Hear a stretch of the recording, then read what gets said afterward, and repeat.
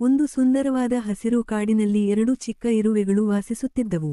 ಒಂದರ ಹೆಸರು ಚಿಂಕಿ ಮತ್ತೊಂದರ ಹೆಸರು ಮಿಂಕಿ. ಚಿಂಕಿ ತುಂಬಾ ದುಡಿಯುವ ಇರುವೆ. ಪ್ರತಿದಿನ ಬೆಳಿಗ್ಗೆ ಬೇಗ ಎದ್ದು ಆಹಾರವನ್ನು ಹುಡುಕಿ ತನ್ನ ಗೂಡಿಗೆ ಸಂಗ್ರಹ ಮಾಡುತ್ತಿತ್ತು. ಆದರೆ ಮಿಂಕಿ ತುಂಬಾ ಸೋಮಾರಿ ಇರುವೆ. ಅದು ಯಾವಾಗಲೂ ವಿಶ್ರಾಂತಿ ತೆಗೆದುಕೊಳ್ಳುತ್ತಾ ಸಮಯ ಕಳೆಯುತ್ತಿತ್ತು. ಒಂದು ದಿನ ಚಿಂಕಿ ಮಿಂಕಿಗೆ ಹೇಳಿತು, ಮಿಂಕಿ, ಮಳೆಗಾಲ ಬರುತ್ತಿದೆ. ನಾವು ಈಗಲೇ ಆಹಾರವನ್ನು ಸಂಗ್ರಹ ಮಾಡಬೇಕು. ಆದರೆ ಮಿಂಕಿ ನಕ್ಕು ಹೇಳಿತು, ಇನ್ನೂ ತುಂಬಾ ಸಮಯ ಇದೆ. ನಾನು ನಂತರ ಮಾಡುತ್ತೇನೆ.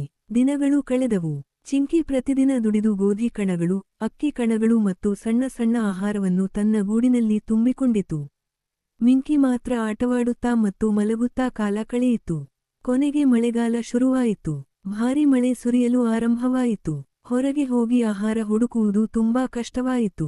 ಚಿಂಕಿ ತನ್ನ ಗೂಡಿನಲ್ಲಿ ಸಂಗ್ರಹಿಸಿದ ಆಹಾರವನ್ನು ತಿನ್ನುತ್ತಾ ಸುಖವಾಗಿ ಇದ್ದಿತು. ಆದರೆ ಮಿಂಕಿಗೆ ತುಂಬಾ ಹಸಿವಾಯಿತು.